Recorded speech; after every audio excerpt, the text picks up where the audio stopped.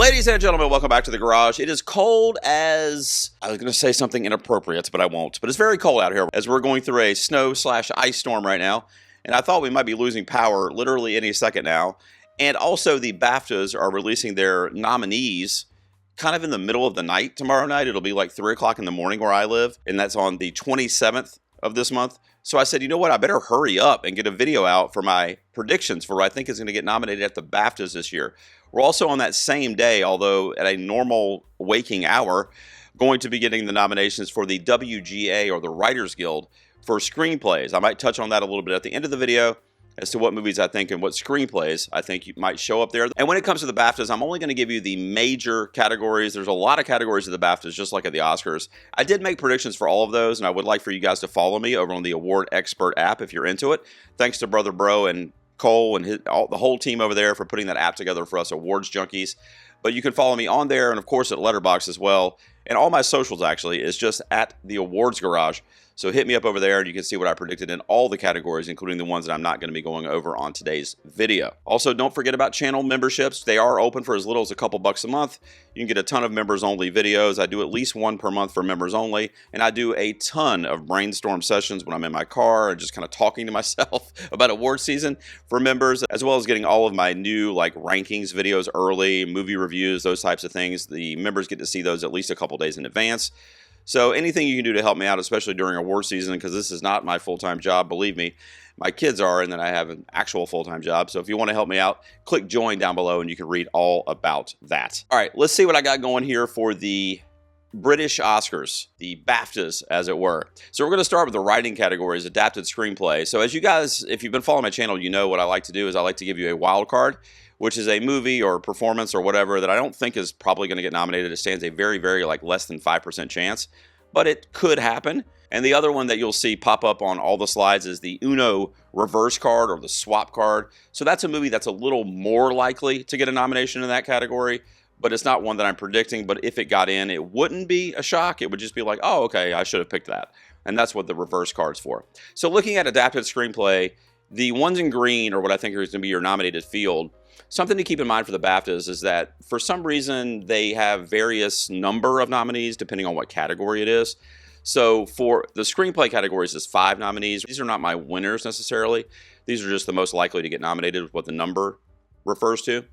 Hamnet, One Battle After Another, Begonia, Frankenstein, and Nuremberg. Yes, a bit of a curveball. You know, I thought Nuremberg could actually end up being an Oscars player when I saw it at Sony Pictures Classics. Russell Crowe, who's adored and has a great lineage with several awards bodies.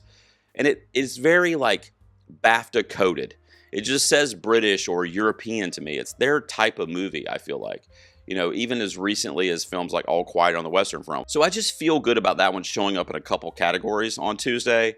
I could be wrong, and if I am, my swap card there is Train Dreams. Another reason why I'm deciding to put in a movie like Nuremberg over Train Dreams is because I feel like that one is much more of an American-centric story, you know, middle America, the turn of the century. You know, it just has that kind of on-the-ground, grassroots American feel to it. And, of course, it's a brilliant film, and it was on their long list. All the films that you see, by the way, are from their long list, so everything that's going to be nominated is going to come from those list of films in each category. So they obviously liked it enough for it to make the final 10. So it could sneak in, but right now this is what I'm looking at for my 5. And when it comes to original screenplays, Sentimental Value, Sinners, Blue Moon, It Was Just an Accident, and I Swear is what I'm going to be predicted to get nominated in this category. I do have Marty Supreme as the swap card, really, for I Swear. I don't know anything about that movie, but I do know that it is British and it is a UK production, and they always tend to throw kind of one of those in the mix in various categories. It'll show up, you know, last year we had the benefit of having Conclave, which was a British film, and that showed up, and that was also a front runner for us here in the States or with the Academy. So it kind of was made a little more sense to us. I do want to see I Swear, and I've had a lot of people hit me in my comments about it when the long list came out that I need to watch it.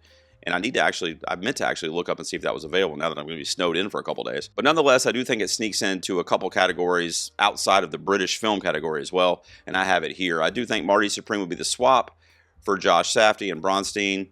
I am deciding to stick with Jafar Panahi, and It Was Just an Accident in a couple categories on this video today. You'll see.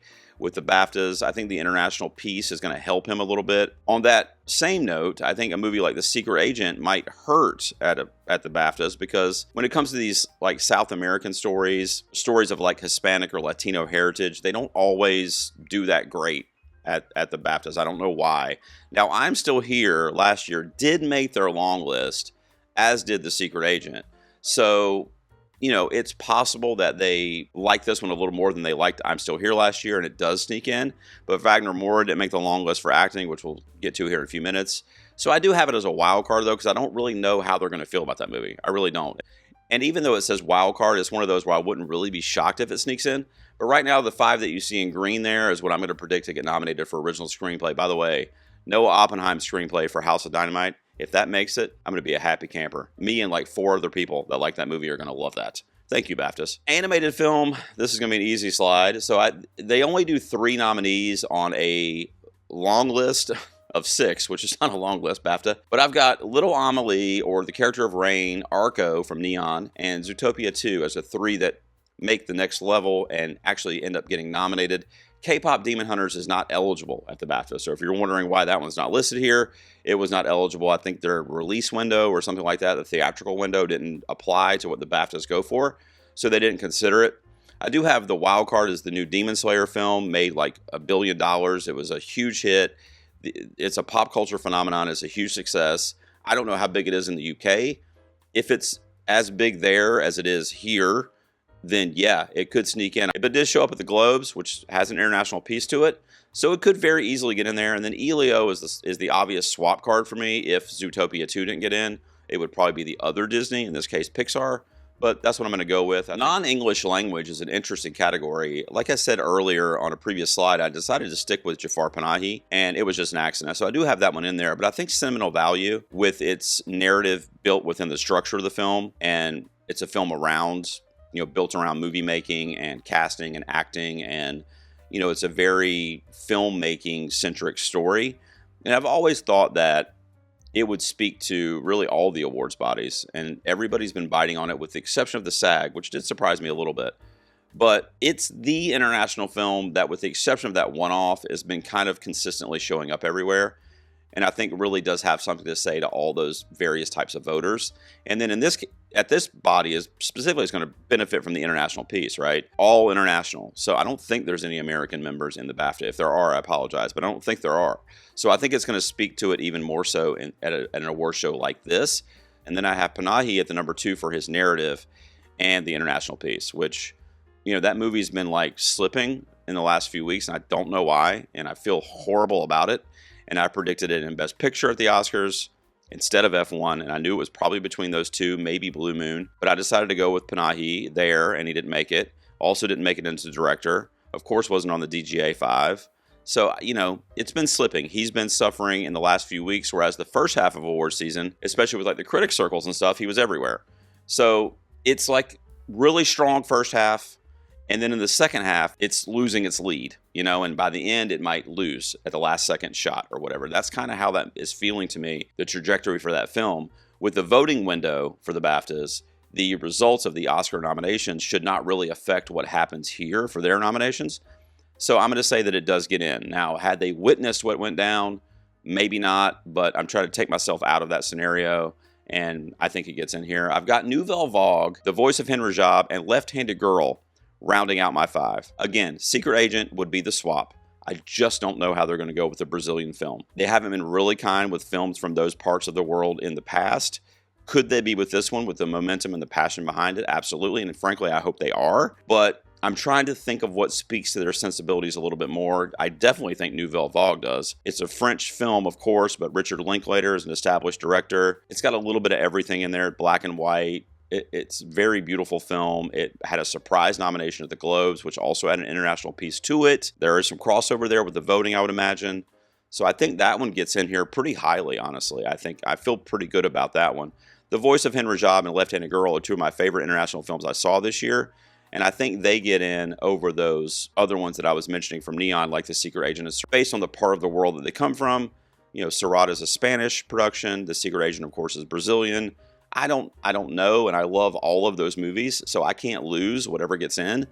Honestly, the one I like the least probably is Nouvelle Vague, but I think that one's probably in based on what the BAFTAs usually do. I wish Park Chan-wook would get some comeuppance after what's been happening to him. We're talking about Panahi, but Park has been suffering even a worse defeat. I mean, his narrative's not, as VIP as Panahi's is, but that movie, I don't know why that is just being ignored this award season. I really don't.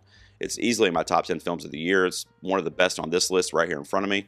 But it's just been missing too much for me to feel confident about predicting it to really get anything. When you look at casting, this is an award that I'm like, all right, it's probably you're gonna get your front runners there for this category all season across all bodies, which is really Sinners and One Battle After Another. I put them in there. I do think Hamnet's a little bit stronger with the BAFTA specifically. And, I use in a lot of ways what the Globes do to kind of help me a little bit in the translation over to the BAFTA. With the international voters and the crossover, what did they do there? What kind of stood out to me there? Now, of course, Hamnet won drama there, right? It won basically the #1 film prize in addition to the best comedy, I guess. So I think, and I already said this is a Shakespeare story, British people involved in the production and acting in the production from Europe, European. So I think this is their movie, aside from maybe I Swear this year. So I got Hamnet in there over those other two, but I do think sentimental value for reasons I already said, and obviously all the actors are up for nominations too, so you got to think that goes a long way for casting, right? And then Marty Supreme. I can tell with the BAFTAs when they did this long list, for the most part, you can tell that it speaks to them in a way when there's non-actors, non-traditional actors, and real people, if you will, civilians, playing these roles. You look at a movie like Surat, which I have as the wild card. You look at Marty Supreme. I've heard similar things about Pilion. I haven't seen that. It's one of the few movies I haven't seen this award season. So that's going to probably play in a little bit to their casting award here. I think this is the 5, though, with I Swear as a swap out, because I don't know that movie and I don't know how much they're going to love that film. Is it just going to be a British thing for them, or are they going to rain down on it? So it could show up here.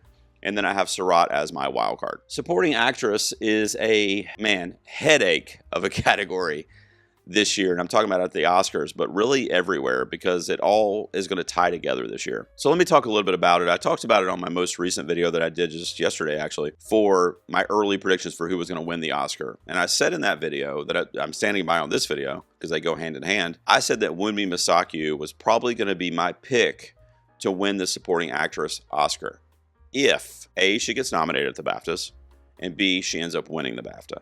And the reason I say that is because Sinners broke the record. They loved it, okay? As did the BAFTA. It was all over almost every long list. That's the first thing. So it's strong. It's not just like 1 or 2 nominations. It is like a behemoth, okay? And also when the BAFTAs air that night, the next morning, or maybe even the same day based on the UK time zones, the Oscars start voting. So if Wunmi wins there, gives a great speech, they already love Sinners, she's adored, great role and one of the most memorable in the film. Sure, she's going to get some votes because of that. Is it going to be enough to put her over, your Teyana Taylors or even Amy Madigan's at the Oscars? I think so, because the way I think it's going to play out, and if I'm wrong, this is all null and void, but Teyana's got the Globe already, right? Amy Madigan won the CCA, and she's also probably going to be the frontrunner for the SAG, based on her career-long narrative of over 40 years since she's really been recognized in the award system. So she's probably going to get the SAG for Weapons. Then if Wunmi gets the BAFTA, right, then you've got 2 for Amy Madigan that are, one that's a bit of a lesser precursor in the CCA, and one that's a pretty substantial one in the SAG with the acting crossover, with the acting branches. And then you've got 2 really big ones. Wunmi's going to have a huge one for the BAFTA, and Teyana's already got the Golden Globe, which is a big one too, and she's in the stronger film, or definitely one of the strongest films. But then again, you could say the same thing about Wunmi having a recent BAFTA win and being in the film that got nominated the most. So what is your interpretation of the strongest film? Is it what has been happening thus far, which would lean towards One Battle After Another being the strongest? Or would it be the momentum as it currently sits right now in award season, which I think is for Sinners more than anything else? But either way, they're close. And I don't know why people kind of disagree with me on that. Whether you think One Battle is going to win more or you think Sinners is going to win more Oscars, I don't know why any of us would be refuting that. They're close. They're definitely 1 and 2, and it's not like a huge gap between them, I don't think. So my point is, it's going to be very, very close. So let's just say Teyana Taylor is that front runner. You've got to remember, she'll have nothing but the Globe if this scenario plays out. If Amy Madigan wins the SAG and Wunmi wins the BAFTA, she'll only have the Globe that was a month ago. That's the first thing. In the zeitgeist, in front of people, is going to be Wunmi Mosaku, I assume giving a very impassioned and wonderful speech with a very favorable award in the BAFTA, and then they start voting. Okay, go vote right after they see that. So the momentum is huge in award season. And a lot of people see a performance or a movie as the strongest because, it has been all season, or because it's their favorite, or because they think it's obvious and it's won X, Y, and Z already. And I'm not even saying they're wrong, but I'm just saying that momentum is something you can't really measure when you're doing it. It just happens. And when it happens and it hits at the right time, it's off to the races for whatever that movie or performer is. Now, if Teyana Taylor wins the BAFTA, she's the winner at the Oscars. But it's the same rationale at the same time. If Amy Madigan were to win the BAFTA, which I don't think she really stands a chance because of the type of performance that is, and she's not British, which, Wunmi's British. So I know that sounds silly, but that goes a long way, I think. So it's something to think about. But I think that Wunmi's going to have the momentum to add to whatever else Sinners has in terms of strength. So I just wanted to give you my logic there. I would not be surprised if Teyana wins, and One Battle also has that strength. Now, if Teyana wins really anything else, then she's the frontrunner for the Oscar. If she wins at SAG or BAFTA, or both for sure, obviously, she's the frontrunner. But right now, I think it's going to be different people everywhere, with Amy Madigan being the only person that has two major televised precursors. But the reason I don't think Amy Madigan is a frontrunner for the Oscar is because Weapons has nothing else there. It's not going to be a strong film broadly. So she's going to have to fight that uphill battle to get all the votes for a film that's not being seen by every branch, most likely. So I think it's Wunmi. I've got her as the most likely to get nominated for the BAFTA as well, which is what this is all about.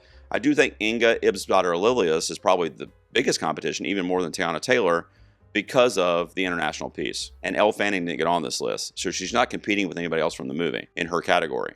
I've also got Emily Watson, in addition to Teyana, Emily Watson from Hamnet in there. And then, yes, of course, I did put Queen Ariana Grande in for Wicked for Good. This is her last stand in terms of getting really wicked across the board, because it died on Oscars nominations morning, and I was grieving for like 2 days. Brutal showing. A big goose egg for Wicked for Good, which even haters of that movie didn't predict that. So that was a shocking thing that it's almost like the Oscars went out of their way to not nominate it, which is crazy. So, yeah, but I do have Ariana getting in here because, again, the voting window, that wouldn't really matter. It's not like they would see it, miss everything, and then be like, oh, we're not going to vote for that. They already had their votes counted. They love Ariana. They loved Wicked last year. It got on a bunch of long lists this year. So I do have it still getting, I think, 4 or 5 nominations at the BAFTAs this year. It's not going to make a difference for the Oscars, especially the way things are being announced this time around. And, since they're kind of sequential to what's happening with the Academy, I don't really factor that into what I'm predicting here. And I think Ariana gets in. I've also haven't seen the Dragonfly performance. Gwyneth Paltrow has been really soft all season, even though I loved her performance. I do think Odessa could sneak in for Marty Supreme. She's my swap card. And then Carey Mulligan and the British component there, and having a history with the BAFTA and award season.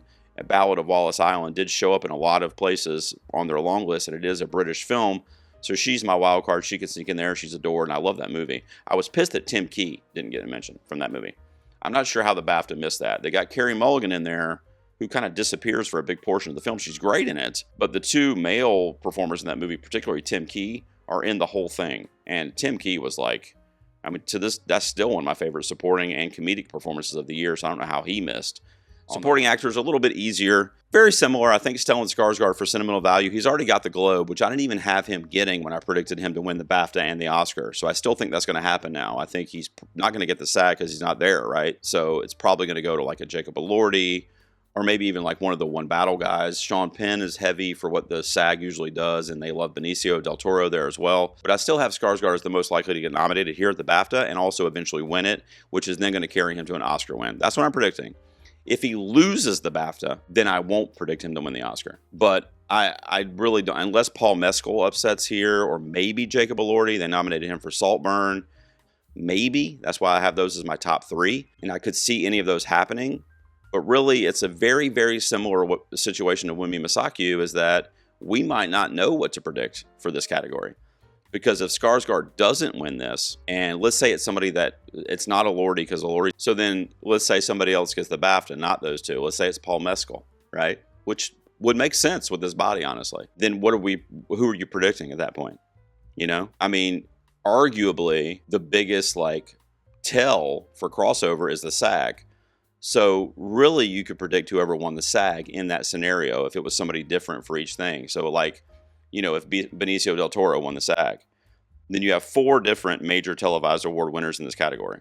That would be really fascinating. I've heard my buddy Brian Rowe talk about Marcia Gay Harden and how she won. That's really how she won, because there was a different winner every week and nobody knew who was going to win and nobody knew really who to vote for because there wasn't like a clear favorite, and she ended up getting the majority of the votes. So that's something that could happen, especially for a performer like Delroy Lindo, who just snuck in at the Academy Awards in a film that got 16 nominations. I've got him as my wild card here of getting in because the voting window wouldn't have influenced, like I've mentioned a couple times in this video already. Now, if they had seen that and they were still picking their nominees, I think Delroy would be in here, but they didn't see that before they voted. So Delroy could be a surprise here, but also at the Oscars if we go into the Academy Awards with different winners from every event. Because then it's like, what do you predict? Maybe somebody who hasn't won anything sneaks in and takes it. Marcia Gay Harden is an example. Not just here. The rest of the year now, the rest of the season now, he is a wild card. He might as well wear a shirt that says wild card on it everywhere he goes now during award season. Let's look at the lead categories. These are going to be a little bit easier to talk through, I think. I think Jessie Buckley, I don't know if I even need to say anything else, honestly. She's the clear front runner. I think she's going to sweep all season. I've always been saying that, so I won't continue to harp on it. I do have Renate Ransva for Sentimental Value as the runner-up, followed by Rose Byrne. Emma Stone for Begonia. They love her, and it's Emma Stone. I do have Chase Infinity and Jennifer Lawrence rounding out these 6. By the way, there's 6 in the acting categories. I guess you guys saw that. So they love one battle after another. Kate Hudson's nomination at the Oscars, while it was one that kind of freaked me out a little bit, I did kind of see it coming at the same time based on what the Academy tends to do with that narrative piece and the elder actresses, etc. So she's my swap card here if the BAFTA has the same mentality. They're not going to be influenced by it happening on Thursday, but they might have a similar mentality. If Kate Hudson's in here as a nominee, who's going to be predicting her to win this category? Nobody, because just Jessie Buckley. But could she all of a sudden be like the number 2 in this category, which would be fucking crazy to me? But based on stats, she would have gotten in everywhere. So you would be like, all right, well, she's really strong. Kate Hudson, I love you. I'm baffled by it. I really am. Renate Ransva is my 2. Rose Byrne's my 3. I think if Jessie Buckley were to somehow lose this, I don't think it's going to happen. I think Hamnet's going to win most of the major prizes it's up for the BAFTAs. It would be probably Renate Ransva for the international piece. Their love of sentimental value. I already said I think they're going to give it to Stellan Skarsgård. Inga's probably a very close second, I think. If not, if she upsets Wunmi there, she might even win. And then the Jennifer Lawrence piece, they love Lynn Ramsey there. She's been nominated 7 times at the BAFTA. She's won twice. So it's funny, too, because the Oscars will ignore her no matter what the hell is going on. You know, You Were Never Really Here. They didn't look at Joaquin. Editing for that film would have been an easy nomination, in my opinion. We Need to Talk About Kevin was all over awards season. Tilda Swinton didn't even get in. So they will ignore anything Lynn Ramsey. It's almost like Park Chan-wook, but a little bit worse. I don't know. It's really strange. I know they're fever dream kind of fucked up movies, but it's just she doesn't have one Oscar nomination in over a 25-year career or something like that. But she's got 7 BAFTA nominations, 2 wins. They love her there. They also love Jennifer Lawrence in the past, too. So I think she's going to get in as a nominee, as a 6th nominee. She doesn't stand a chance to win. But based on their love of Lynn Ramsey at the BAFTAs, which I appreciate, I think she sneaks in here with Kate Hudson as the swap if she doesn't make it, and Tessa Thompson as a movie in Hedda that is also very British BAFTA coded that could impress enough to get her over the hump too, to finally get some recognition on award season, which would be great. Is Timothée Chalamet going to be a sweeper? I think so, but the only kind of bump in the road there is the SAG. Is he going to hit a pothole on his way to the sweep at the SAGs? And I say that because they gave him the award last year. It's never happened that they've giving an acting award to the same actor 2 years in a row. So he just won for A Complete Unknown. It was the only televised victory he had last season. So will he get another one here this year for the same body? That probably a lot of the same voters, honestly. I think so. And I haven't done those predictions yet. I'm going on to my buddy Christian's podcast in a couple of weeks, and I'm going to have to come up with those. But right now, I think he does get it. Either way, I think he's going to get the BAFTA too. Now, if he misses the SAG because of what I just said, and he misses the BAFTA for somebody like Ethan Hawke or even Michael B. Jordan or Leo, then he might be in trouble. But if he gets even one of those, so if let's say he does get the SAG and repeats there but misses the BAFTA, he's still my Oscar winner, or the other way around, which is probably more likely. He might not get the SAG because of the recent win, but then he gets the BAFTA and he's back on track. But either way, I think he's the most likely to get nominated here in this category. Then I've got Ethan Hawke. We talked about the Blue Moon kind of favorability to this body. Leo for One Battle. I mean, it's Leo, and he's in a very, very strong film, so I don't think there's any chance he'll miss. Michael B. Jordan, same thing. You know, he's a bit of a quote-unquote newcomer when it comes to the BAFTAs. He's obviously hasn't been around as long as Leo or Ethan Hawke, but I think the strength of Sinners, and that's a standout performance. The dual role, he's kind of the face of that film. I don't know how to say this lightly, but sometimes they do like to snub African-American performers. But I've got Wound Me as a high priority this season. Anytime Sinners is showing up, obviously there's a very heavy African-American cast there that's going to be represented. So why would you leave him out of a film that you're nominating in several places? So that would be really weird and would look very bad for them. So I think he gets in here. Plus, he deserves it. It's a great performance. One of the best of the year. Robert Armeo, I've heard, is going to get in because he has a history with the BAFTA and is in that British film I Swear, which is another one of the very few that I need to see this season. I'm going to actually, when I get done here, I'm going to go look for that one, see if I can find it.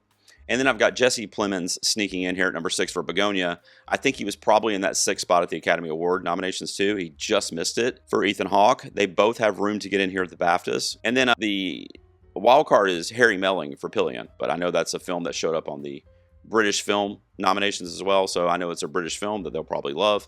So I've got that as a wild card right now, but I don't know a whole lot about it to be able to speak too much more on it. The ones in green, that's where I think we're heading for lead actor. Just a couple more to look at here. Director, they do 6 for this one as well. Nothing too crazy to look at here. I've got PTA as the winner here. Coogler, Joachim Trier, Chloe Zhao, they loved Hamnet. Josh Safdie for Marty Supreme showed up on a bunch of long lists. And Lynn Ramsey for Die My Love. I already told you 7 nominations previously. I think she gets in here based on their love for her and that there's 6 spots. I do think Yorgos is the swap for her, though, if she doesn't make it. But I'm also putting her in because I think Jennifer Lawrence is getting the nomination. I think they come together. So on the morning of or whenever you wake up to see the nominations, if Jennifer Lawrence did not get nominated, then Lynn Ramsey probably didn't either. But I'm putting them in as a package deal here. But I think Yorgos is a pretty easy swap in to that 6th spot. If, you know, it was kind of a surprise that he got on this long list to begin with. So they really showed us that they love Begonia. So it could get in there. And then the wild card is Hikari for Rental Family. I love that that got mentions because that disappeared during award season even faster than Wicked for Good at the Oscars the other morning. I mean, I was like, one day I was talking about Rental Family on my predictions video, and the next day I was like, it didn't exist. It was so weird. And I thought it was a really fine, perfectly sweet movie. So that's a wild card that if they really enjoyed it, it could sneak in there. I also would be the only person on earth, as I said with my screenplay earlier, that would be in love with a nomination for Catherine Bigelow for this. Just saying. I'm just saying I love that movie. Sorry, guys. And then the last one we will look at on this video, and then I'll pull up the website for the WGA and see what we're looking at over there because I don't know. I'll look at it with you guys in real time. I think Hamnet wins the BAFTA and then is followed by One Battle and Sinners, which I'm pretty much putting in the top 3 of every awards body. The only reason they're not 1 and 2 here is because of the BAFTA, the British influence. And I think Hamnet is the most BAFTA movie I've ever seen. So that's probably going to win. One Battle Sinners is a no-brainer. I've already talked about sentimental value and how that's going to appeal to the Academy as well. And then I did go ahead and put I Swear in that 5th spot, although I don't feel great about that one. I don't know. Is it enough to get it into their overall best film category? I'm going to say yes right now, but I also am not super confident about it. Frankenstein would be my swap there.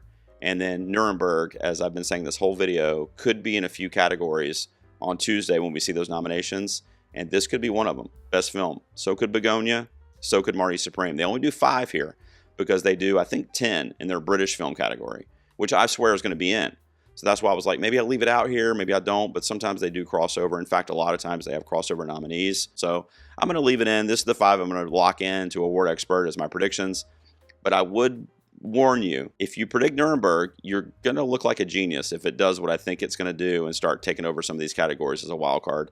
That's what I have down there. So there you go. So let's look and see here. I'm on the Gold Derby site, which is actually the first one that came up in the Google search I did. So the same screenplays there. Also Rental Family, Dead Man's Wire, which was not really a player. Surratt was, though, and so was Sorry Baby. So that's a bummer. For Best Adapted, no other choices ineligible. The top 4 in the race, however, Hamnet, Begonia, One Battle, and Train Dreams are all eligible. So those will likely be in. Here you can see what's at the top of the predictor board for Gold Derby, which is weird. They have no other choices 6. So I guess it's a really slim crowd here. And then for original, Ryan Coogler is still available, so sentimental value is not, though. Marty Supreme is. So let me go into my award expert next and show you what I'm going to predict for this. And we'll do it together. All right, so I'm pulling it up here. So I had already put predictions in here back on January 6th. I don't even remember doing that. I can't even remember where I am right now. So let's look. I'm going to obviously change this. So the ones that were not eligible in original screenplay, I don't think I had in here anyway. Marty Supreme is eligible. Jay Kelly is eligible. Weapons and F1. Those are all eligible. So in looking at the ones that are eligible, A House of Dynamite did get a mention on the BAFTA long list. F1 did not. Is This Thing On also got a mention, and that one is eligible. Jay Kelly did not. Let's see, Weapons did, Marty Supreme did, Sinners did. So I am going to add, in real time, show you guys what I'm doing. Obviously, Sentimental Value is going on there. If I Had Legs was eligible, so I'm going to leave that. I'm going to take out Jay Kelly. I'm going to leave F1 as a near miss, I think. I'm going to put A House of Dynamite. Am I biased? Perhaps.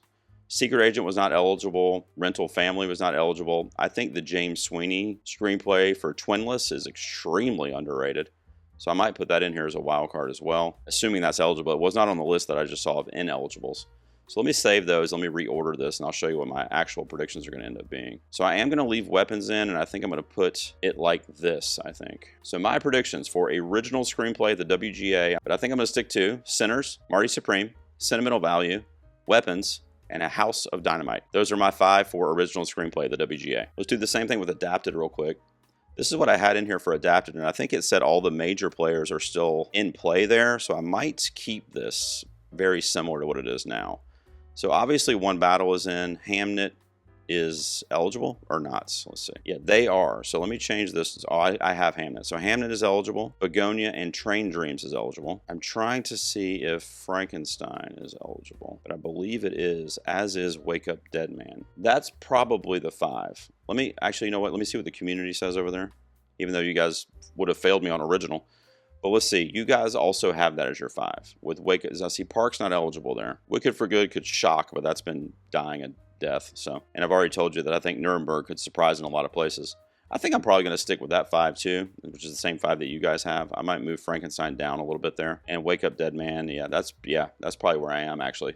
So I'm actually not going to change anything in adapted, assuming all of these are eligible. Everything I'm reading, it says they are. So my locks in here for adapted screenplay, the WGA predictions are One Battle After Another, Hamnet, Begonia, Train Dreams, and Frankenstein, with Wake Up Dead Man and Wicked for Good being my wild cards. And what were my wild cards on the original again? My wild cards on the original were If I Had Legs, I'd Kick You, F1, and Twinless, which is a dark horse wild card that I'm probably the only person that even put that in their predictions on Award Expert. In fact, I think it said 0%. Yes, 0% nominated. So just remember who told you that. It's probably not going to matter. But I do love James Sweeney, and I love that movie and that screenplay. So what can I tell you? All right, guys, that is it for this quick BAFTA predictions video and a little talk on the WGA there. Let me know down below, where did I miss on the BAFTAs? What I'm very interested to know is, what do you guys think about this I Swear movie? Is that going to show up in any non-British specific categories? Because I kind of had it doing that.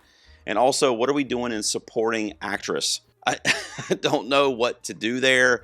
Who's going to win? What's that race going to look like by the time we get to the Academy Awards? Is Woonmi going to win there at the BAFTAs? Is Inga going to win at the BAFTA? Is it just going to be another Teyana win, and then that makes it a little less clouded? What do you guys think? I want to know all that down below, and thanks for watching this video. I'll be back very soon. I'll probably do a reaction video after Tuesday, obviously, for what ended up getting nominated. It happens in the middle of the night, so I'll probably go to work, come home, and have my kids read it to me or something, and I'll let you guys know what I thought of the nominees. So stay tuned for that, and make sure you subscribe, and don't forget about channel memberships if you want even more of me. That sounded weird. I will see you guys soon in the garage.